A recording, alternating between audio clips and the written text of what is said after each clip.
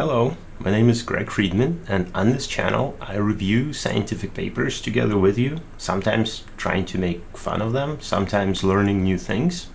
So let's dive right into this. Today one is interesting. Never thought about this. So we're gonna look into microplastics in poop. Let's go. So this one is published in Environmental Science and Technology Letters. It's a pretty good journal. It's a pretty short one, not that huge of a paper. So this is occurrence of a couple of different types of plastics in infant and adult feces. The authors look to quantify the concentration of PET and PC microplastics in 3 meconium. I had to look that up, what that is. Apparently it's the first poop. God, I'm 4 years old on this one. So this is the first time the infant poops. Whatever's in that poop is what the infant received from the mother. That's pretty cool. So they got 3 of those, they got 6 infants and 10 adults from New York State. They found 83,000 nanograms per kilogram body weight of PET and 860 nanograms per kilogram of polycarbonate per kilogram of body weight. An infant is a lot smaller than an adult. Per body weight, this number is much higher for infants than adults. Looks like to be about 10 times higher. Thus, the authors claim that their findings are indicative that infants are exposed to higher levels of microplastics than adults.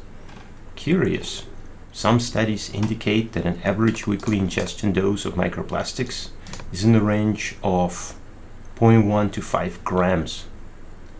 Daily ingestion. This is through food and water and all that. Many thought, and I kind of always thought, that plastics are pretty inert and following ingestion they just pass right through you. However, some studies suggests that microplastics that are below 10 micron, which is roughly the size of a cell, they can cross cell membranes and reach the circulatory system. So they can get into your blood. And this is frequently confirmed by other scientists finding microplastics in feces.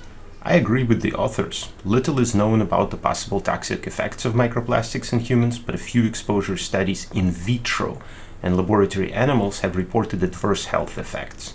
I'd have to read those studies in more detail, but presentations at conferences, I haven't been convinced.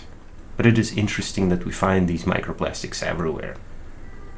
My gut feeling tells me they have to be doing some kind of damage, but I haven't really seen solid proof yet. The authors claim that there were no reports of microplastics in meconium, feces of the newborn. Well, I guess that's like a really rare thing because it only happens to you once in your life. It's funny.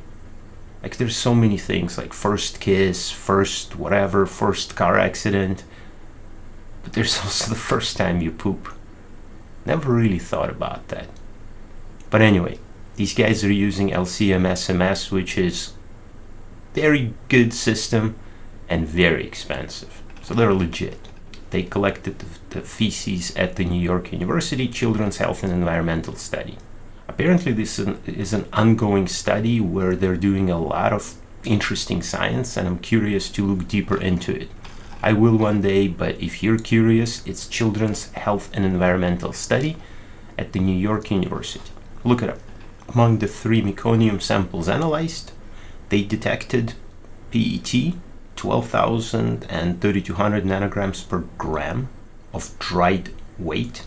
So they dried the poop, and per gram of poop, they collect 12,000 nanograms in one and 3,200 in the other. And 2 of the samples they found polycarbonate. The data is summarized in this figure. So we're looking at PET and polycarbonate. Pink is the polycarbonate, blue is the PET in infants and adults. And in infants, clearly PET is higher, statistically significantly. And this is in nanograms per gram of dried poop. Polycarbonate seems to be about the same. So I don't see statistically significant difference here. Still, these are infants. Like, they're getting these plastics through their mother's body. The authors estimate that the average daily exposure doses via dietary sources, that's food and water I guess, of PET and PC in 1-year-old infants were 83,000 and 860 nanograms per kilogram body weight per day respectively. And those for adults were 10 times less. The bottom line of the study, there's microplastic in poop, which means we digest it. It gets into our body somehow. And the authors mentioned that the recent study reported human exposure to PET and PC microplastics through indoor dust ingestion. I kind of want to look into this a little more. I'm into air cleaning these days, and indoor dust microplastics. Watch out for the next paper. But anyways, so please subscribe, click the little bell icon, and I'll see you guys in the next video. Thanks so much for watching.